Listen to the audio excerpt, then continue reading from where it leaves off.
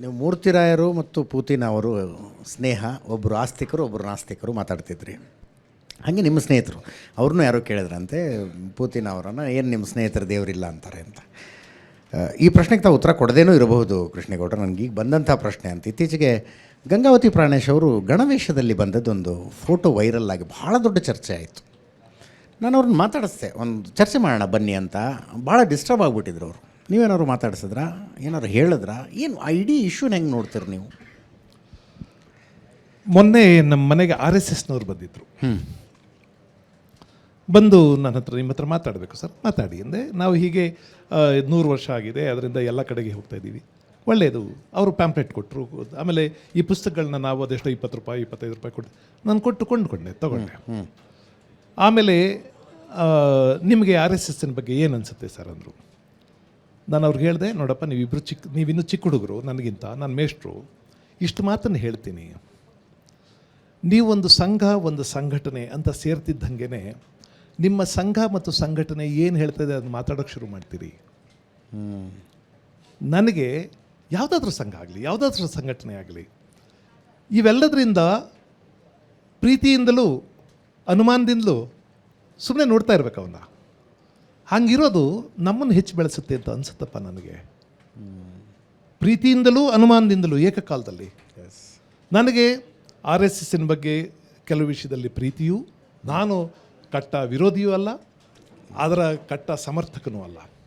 ನಾನು ಅವ್ರಿಗೆ ಹೇಳಿದೆ, ನೀವು ಎಷ್ಟೋ ಸಲ ಗಾಂಧಿಯನ್ನು ಬೈಯೋದಿದೆಯಲ್ಲ, ನನಗೆ ಯಾಕೋ ಅದು ತುಂಬ ತಡ್ಕೊಳ್ಳೋಕ್ಕಾಗೋದಿಲ್ಲ. ಇಡೀ ಪ್ರಪಂಚ ಆತ ಒಬ್ಬ ಈ ಶತಮಾನದ ಅದ್ಭುತ ಅಂತ ಸ್ವೀಕರಿಸಿದಂಥವನನ್ನು ನೀವು ಆತ ದೇಶದ್ರೋಹಿ ಅನ್ನೋಂಗೆ ಮಾತಾಡ್ತಿರಲ್ಲ. ನಾವಲ್ಲ ಸರ್, ಅದು ಯಾರೋ ಇಂಡಿವಿಜುವಲ್ಸ್. ಆದರೆ ಆತ ನಿಮ್ಮ ಸಂಘಟನೆಯವನಾಗಿರ್ತಾನೆ ಅನ್ನೋ ಕಾರಣಕ್ಕಾದರೂ ಅದು ಸಂಘಟನೆಯ ಮಾತಲ್ಲ ಅಂತ ಹೇಳಬೇಕು. ಇಲ್ಲದ ಜನ ಹಾಗೆ ತಪ್ಪು ತಿಳ್ಕೊತಾರಲ್ವಾ ಅಂತಂದೆ ನಾನು.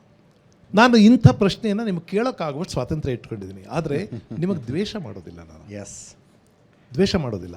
ಅಥವಾ ಯಾರಾದರೂ ಕಾಂಗ್ರೆಸ್ನವರು ಇವರು ಯಾರೋ ವಿಚಾರವಾದಿಗಳು ಬಂದರೆ ಅವ್ರಿಗೂ ಇಂಥ ಪ್ರಶ್ನೆಗಳನ್ನ ಕೇಳುವಷ್ಟು ಶಕ್ತಿ ಇಟ್ಕೊಂಡಿದ್ದೀನಿ, ಇಟ್ಕೋಬೇಕು. ಹಂಗುಗಳಿಗೆ ಬಿದ್ದರೆ ಇವನ್ನೆಲ್ಲ ಇಟ್ಕೊಳ್ಳೋಕ್ಕಾಗೋದಿಲ್ಲ. ಎಷ್ಟೋ ವಿಷಯದಲ್ಲಿ ನನಗೆ RSS ಗ್ರೇಟ್ ಅಂತ ಅನಿಸುತ್ತೆ. ನನಗೆ ಯಾವನೇ ಮನುಷ್ಯ ಆಗಲಿ, ಈಗ ಒಬ್ಬ ರಾಜಕಾರಣಿ ಒಬ್ಬ ಪಕ್ಷಕ್ಕೆ ಸೇರ್ಕೊಂಡು ಮಾತಾಡ್ತಿದ್ದಾನೆ ಅಂದರೆ ನೀವು ಅವನಿಂದ ಅದಕ್ಕಿಂತ ಹೆಚ್ಚಿನ ನಿರೀಕ್ಷೆ ಮಾಡಬೇಡಿ. ಪಾಪ ಅವನು ಹಂಗಿರ್ತಾನೆ, ಅವನು ಅಲ್ಲಿ ಇರಬೇಕು, ಮುಂದೆ ಟಿಕೆಟ್ ತೊಗೋಬೇಕು, ಎಲೆಕ್ಷನ್ ಗೆಲ್ಲಬೇಕು, ಅವನು ಹಂಗೆ ಮಾತಾಡಬೇಕು. ನಮಗೇನಾಗಿದೆ, ಈ ವಿಚಾರವಂತರು, ಸಾಹಿತಿಗಳು, ಬುದ್ಧಿಜೀವಿಗಳು ಅಂತಾರಲ್ಲ. ನಾನು ಮೊನ್ನೆ ಒಂದು ತಮಾಷೆ ಮಾಡಿದೆ. ನಾನು ಸ್ವಲ್ಪ ಭಾವುಕ, ಎಮೋಷ್ನಲ್ ಅಂದರೆ ಇಂಗ್ಲೀಷ್ನಲ್ಲಿ ಎಮೋಷ್ನಲ್ ಫೂಲ್ ಅಂತಾರೆ, ಅದು ನೆಗೆಟಿವ್ ಕ್ಯಾರೆಕ್ಟರ್ ಅನ್ನೋ ಥರ ಅಂತಾರೆ. ಹಂಗಾದ್ರೆ ಇಂಟೆಲೆಕ್ಚುಯಲ್ ಫೂಲ್ ಅಂತ ಯಾಕನ್ನಲ್ಲ ಅಂತ. ಇಂಟೆಲೆಕ್ಚುಯಲಿಸಮ್ ಅಗೈನ್ ಫುಲಿಶ್ನೆಸ್. ಹೌದು. ಯಾಕಂದ್ರೆ ಅವನು ಎಲ್ಲವನ್ನೂ ಬುದ್ಧಿಯಲ್ಲೇ ಗ್ರಹಿಸೋದಕ್ಕೆ ಹೋಗೋದು ಕೂಡ ಫುಲಿಶ್ನೆಸ್. ಎಲ್ಲವನ್ನೂ ಭಾವನಾತ್ಮಕವಾಗಿ ಗ್ರಹಿಸುವುದು ಹೆಂಗೆ ಅತಿರೇಕವೋ, ಎಲ್ಲವನ್ನೂ ಬುದ್ಧಿಯ ನೆಲೆಯಲ್ಲಿ ಗ್ರಹಿಸುವುದು ಅತಿರೇಕವೇ. ಆದ್ರಿಂದ ನಾನು ಎಮೋಷನಲ್ ಫೂಲ್ ಆದರೆ ಅವನು ಇಂಟೆಲೆಕ್ಚುಯಲ್ ಫೂಲ್ ಅಲ್ವಾ? ಅಬ್ಸಲ್ಯೂಟ್ಲಿ. ಅದರಿಂದ ಸೆನ್ಸಿಬಿಲಿಟಿ ಇರೋನು, ಸೂಕ್ಷ್ಮಜ್ಞನಾಗಿರೋನು ಈ ಕಾಲದಲ್ಲಿ. ನಾನು ಓಟ್ ಹಾಕುವಾಗ ಒಂದು ಪಕ್ಷಕ್ಕೆ ಹಾಕ್ತೀನಪ್ಪ, ಅದು ಬೇರೆ. ಹೌದು. ಆದರೆ ಈ ಪಕ್ಷ ಮಾಡಿದೆಲ್ಲ ಸರಿ ಅಂತ ನಾನು ಬೀದಿಯಲ್ಲಿ ಹೇಳೋ ಮಟ್ಟಿಗೆ ಕುರುಡಾಗೋದಿಲ್ಲ, ಕಿವುಡಾಗೋದಿಲ್ಲ. ಎಸ್.